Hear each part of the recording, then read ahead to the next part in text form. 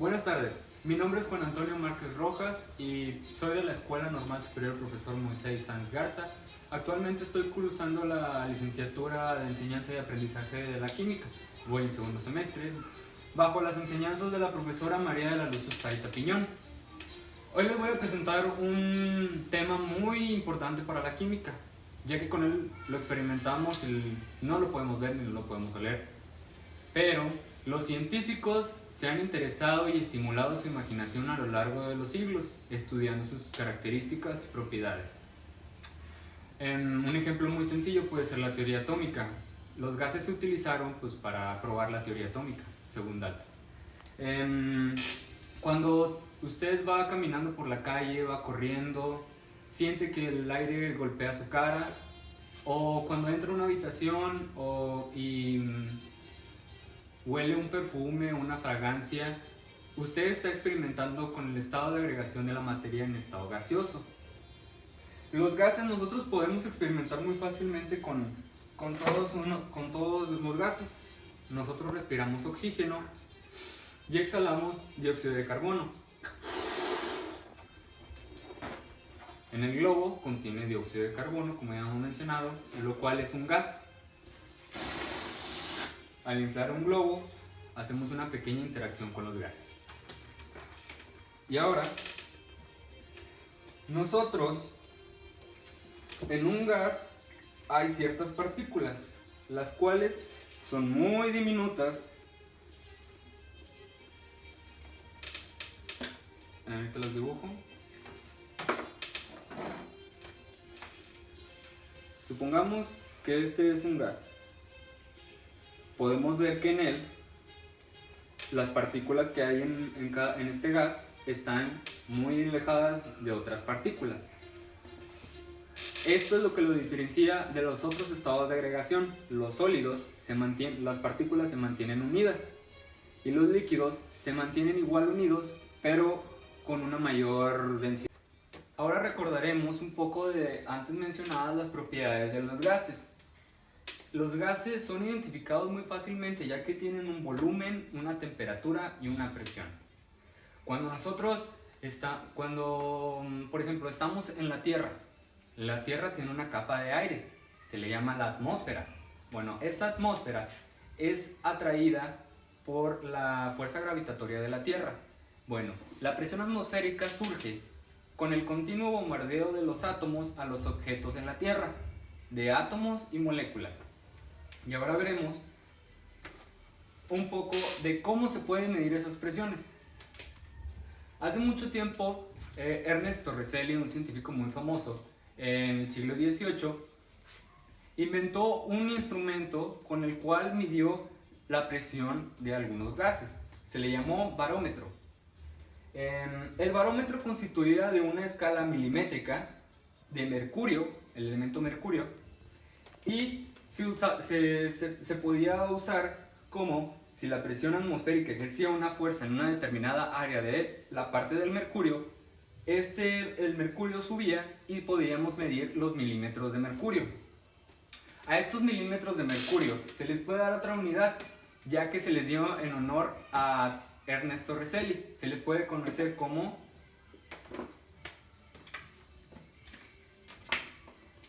sabemos que un milímetro de mercurio es igual a un torr.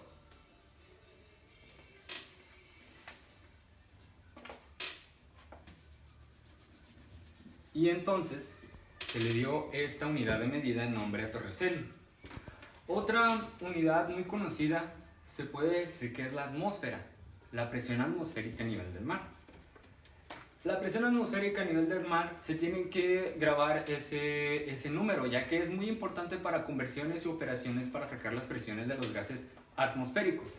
Entonces, tenemos esta conversión. Si se puede acercar. Entonces tenemos que una atmósfera. Entonces vamos a ver lo que es la presión atmosférica y cuánto es su unidad de medida.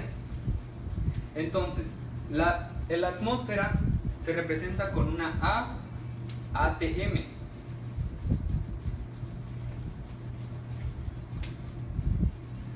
atm. Después, esto es igual a la presión atmosférica, que el valor es de 760 torr. 760 torr. 760 torr también se puede medir en pulgadas de mercurio. Entonces, 760 torr, si sabemos que los torrs son iguales a los milímetros de mercurio, podemos hacer la conversión muy fácilmente. Entonces quedamos que 760 torr es igual a 29.9 pulgadas de mercurio.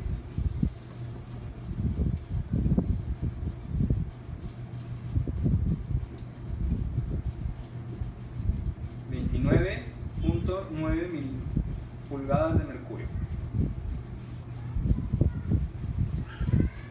Esto se usa para hacer operaciones y saber cuál es la presión de diferentes fenómenos naturales, por ejemplo el ojo de un huracán. Ahorita vamos a ver un problema donde podamos relacionar un fenómeno natural en esta forma.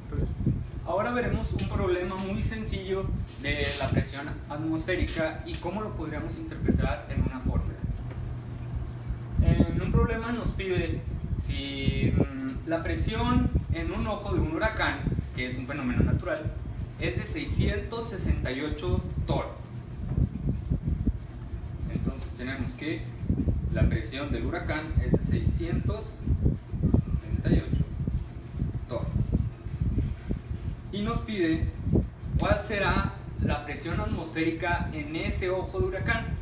Nosotros sabemos que una atmósfera es igual a 760 torr, por lo tanto lo podríamos interpretar como una atmósfera sobre 760 torr. Hacemos esta pequeña fórmula, que sería 668 por 1 entre 760 torr, lo cual nos vendría dando 0.880 torr atmósfera. Esta sería la presión atmosférica a nivel del mar. Entonces se eliminan las unidades de torr, quedando el atmósfera, y queda que 0.880 es igual a la presión atmosférica a nivel del mar en el ojo de huracán. Y así podemos resolver la presión de un fenómeno natural usando una sencilla fórmula y con sencillas constantes y variables. 2, 3. Ahora veremos un poco de lo que son, pues, las leyes de los gases, ¿verdad? Hace mucho tiempo igual también existió un científico muy famoso que se llama Boyle. Boyle estudió la comprensibilidad del aire. Relacionó la comprensibilidad del aire, es más como una relación. Esta relación hace frente al volumen y a la presión de un gas.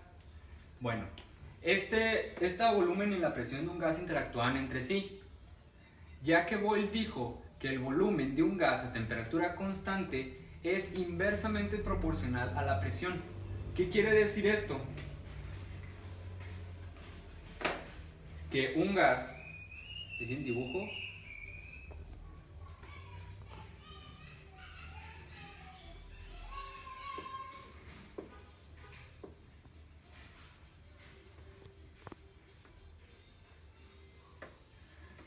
Si tenemos el volumen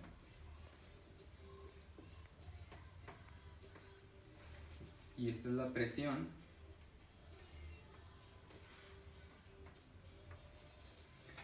si tenemos, este es el volumen de un gas encerrado y este también es el volumen de un gas. Esta palanca de arriba es la presión que está ejerciendo sobre el gas. Entonces, aquí está la relación y la comprensibilidad del aire. Si ejercemos más presión sobre un gas, este volumen del gas disminuye. Sin embargo, si la presión disminuye, el volumen aumenta. Es como si cerráramos y tapáramos algo, ¿verdad? Esto es muy sencillo de entender con una fórmula muy sencilla, como la que tenemos acá. Es presión inicial por volumen inicial es igual a la presión final por el volumen final. Boyle llevó diferentes experimentos con los gases para probar esta compresibilidad del aire. Antes mencionado en lo anterior de la compresibilidad del aire con Boyle, podemos hacer un experimento muy sencillo en sus casas, en las escuelas o dando clases. Agarramos un globo, lo inflamos. Como ya habíamos explicado antes, cuando nosotros exhalamos, desprendemos dióxido de carbono. Lo inflamos, ¿verdad? Inflamos, que no se salga el aire, y aquí podemos tener un contenedor muy sencillo donde se almacena un gas. Para probar la compresibilidad del aire y la relación de la presión y el volumen de un gas, o más se dice ley de Boyle, podemos decir que cuando nosotros ejercemos más presión en el globo, el volumen disminuye. Mientras disminuimos la presión del contenedor, el volumen aumenta y vuelve a su forma original. Disminuye el volumen, aumenta el volumen. Por eso dice Boyle que el volumen a temperatura constante es inversamente proporcional a la presión. Pues, ahora hablaremos un poco de la ley de Charles. Charles también fue un científico muy conocido en los años 1700. El trabajo de Charles más bien fue una relación también un poco igual a la anterior, ya que él relacionó el volumen de un gas con la temperatura de ese mismo gas. Hay que recordar que la temperatura al principio se medía en grados Kelvin. Bueno, entonces dijo Charles, el volumen de un gas a presión constante es directamente proporcional a la temperatura Kelvin. Eso quiere decir que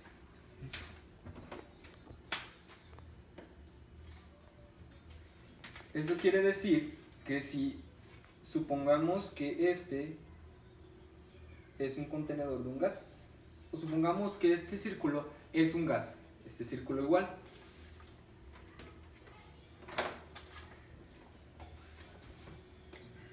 pongamos que este se contiene en enfriamiento,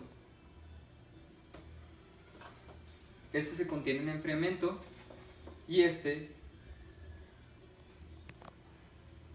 este se calienta. Entonces este gas se enfría y este gas se calienta. Aquí, ¿qué tiene que ver la temperatura con el volumen, verdad? Y la presión. Este volumen disminuye al momento de bajar la temperatura. Entonces, la temperatura es directamente proporcional o depende mucho de la temperatura para que el volumen y la presión disminuyan. En cambio, si se le aumenta la temperatura a un gas, este gas las partículas entran en un estado de excitación, lo cual hace que se muevan a mayores velocidades y tengan más energía cinética. Eso hace que se expandan más de su lugar donde están. Entonces, si un gas se somete a una temperatura alta, el volumen expande y la presión aumenta. Pues, un concepto muy relacionado con la teoría cinética molecular, podemos ver que es la temperatura. En la teoría cinética molecular nos podremos adentrar mucho en el movimiento de las partículas, en algunas fórmulas. En este caso, en la teoría cinética molecular, nos dice que un gas está compuesto de partículas muy pequeñas que están en constante movimiento. El segundo punto dice que cada una de ellas tiene energía cinética, o sea que se mueven y se proyectan a grandes velocidades. Hay una fórmula para la teoría cinética molecular, que es energía cinética, ¿te lo escribo?